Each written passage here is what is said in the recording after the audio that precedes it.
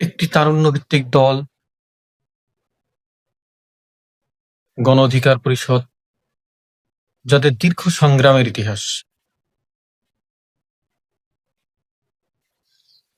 ঢাকা বিশ্ববিদ্যালয়ের পাদদেশ থেকে গড়ে ওঠা একদল ছাত্র সংগ্রামী তরুণ 2018 সালে কোটার বিরুদ্ধে যে আন্দোলন গড়ে তুলল, কোটা সংস্কার আন্দোলন নামে যেটা পরিচিত, তারপরে একে একে নিরাপদ সড়ক আন্দোলন, মোদি বিরোধী আন্দোলন,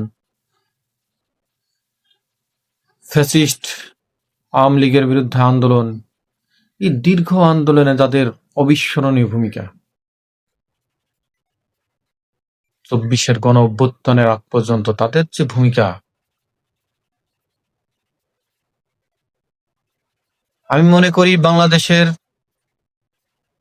যে তরুণরা রাজনীতি বিমুখ হয়েছিল, সেখান থেকে রাজনীতিতে আই হেট পলিটিক্স থেকে আই লাভ পলিটিক্সে রূপান্তর করেছিল এই গণ অধিকার পরিষদের কিছু তরুণ ছাত্র।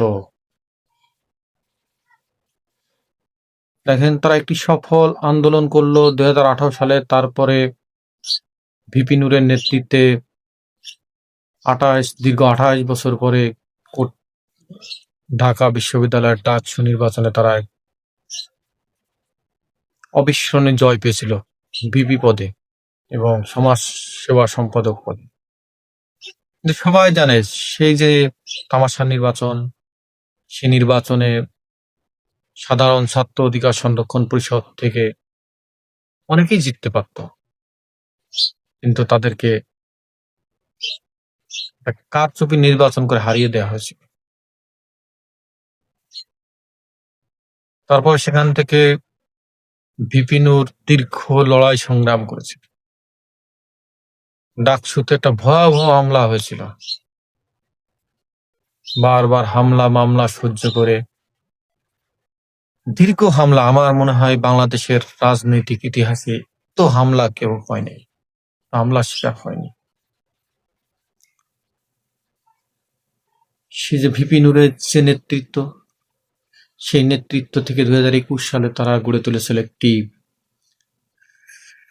সংগ্রামী একটি রাজনৈতিক দল, গণ অধিকার পরিষদ। তারপর দীর্ঘ লড়াই,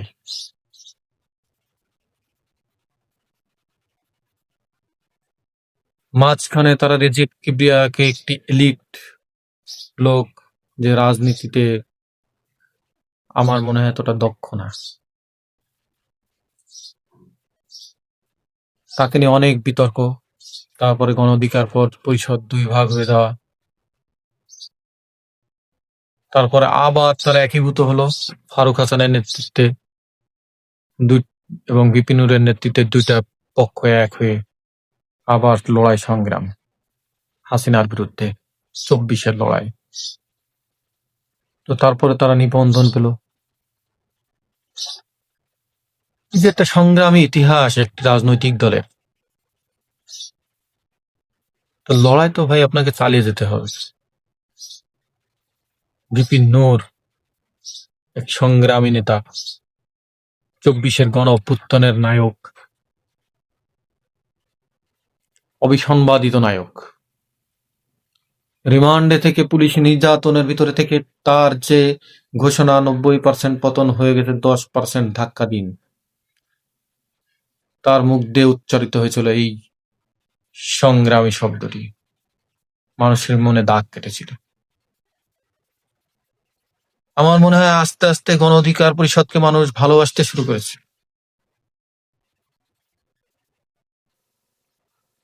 তারা সব সময় বলেছে যে 300 আসনে নির্বাচন করবে, কিন্তু দুর্ভাগ্য, আমি মনে করি এটা শুধু গণ অধিকার পরিষদের দুর্ভাগ্য নয়, এটা বাঙালি জাতির জন্য একটা দুর্ভাগ্য।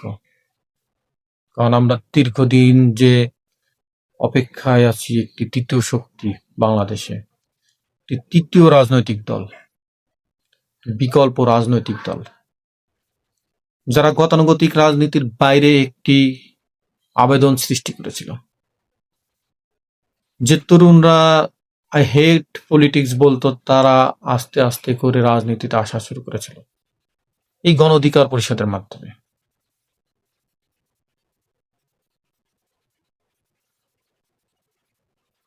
এই যে নেতৃত্ব সৃষ্টি হয়েছে, এই নেতৃত্ব সৃষ্টি 24-এর গণ অভ্যুত্থানে দেখেন যারা সম্মুখ সারিতে আছে, আসিফ মাহমুদ সজীব ভুইয়া, নাহিদ ইসলাম, আক্তার হোসেন, অসংখ্য তরুণের কথা বলতে পারে যারা গণ অধিকার পরিষদের মাধ্যমে তার রাজনৈতিক জীবন শুরু করেছিল। কিন্তু নেতৃত্বের ভুলের কারণে, নেতৃত্বের ব্যর্থতার কারণে আমি মনে করি তারা বিভিন্ন ভাগে বিভক্ত হয়েছে।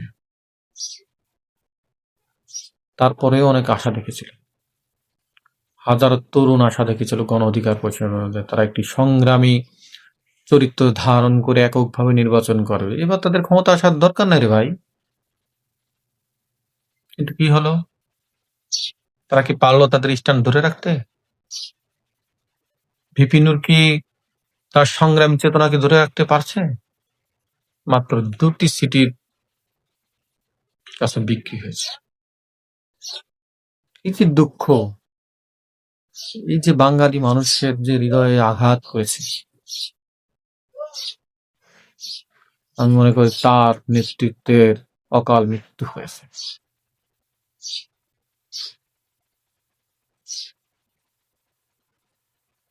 গণ অধিকার পরিষদের যেহেতু একটি সংগ্রামী চরিত্র আছে, একটি সংগ্রামী চেতনা আছে, আমার বিশ্বাস কারো না কারো মাধ্যমে এই গণ অধিকার পরিষদ বাংলাদেশে বিকল্প রাজনৈতিক শক্তি তৈরি হবে। এখনো স্বপ্ন দেখি, এখনো স্বপ্ন শেষ হয়ে যায়নি। কিন্তু তাদের অনেক পিছিয়ে দিয়েছে। তারা যে সামনে চলে যেতে পারত, সেই সামনের থেকে তারা পিছিয়ে গেছে, সাময়িকভাবে পিছিয়েছে। তাদের মধ্যে যে দেশপ্রেমিক নেতৃত্ব আছে, আমার বিশ্বাস তারা আবারও ঘুরে দাঁড়াবে এবং সঠিক নেতৃত্বের মাধ্যমে একটা আপোষহীন নেতৃত্ব বাঙালি পছন্দ করে। কিন্তু আমরা পছন্দ করি একটা আপোষহীন নেতৃত্ব, যারা কোনো শক্তির কাছে মাথা নত করবে না।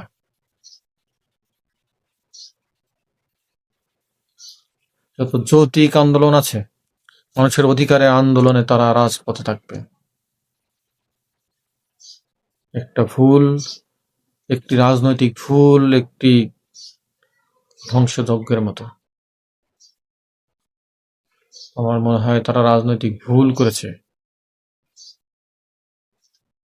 রাইটটা একটা অবশ্যই ফিরে আসবে। কারণ গণ অধিকার পরিষদে কিছু সংগ্রামী তরুণ আছে যারা আপোষহীন, দেশপ্রেমিক, তারা অবশ্যই অবশ্যই গণ অধিকার পরিষদকে সঠিক পথে নেবে এবং আগামী দিনে বাংলাদেশের রাজনীতিতে একটি বিকল্প শক্তি তৈরি হবে, এই আশা রাখি।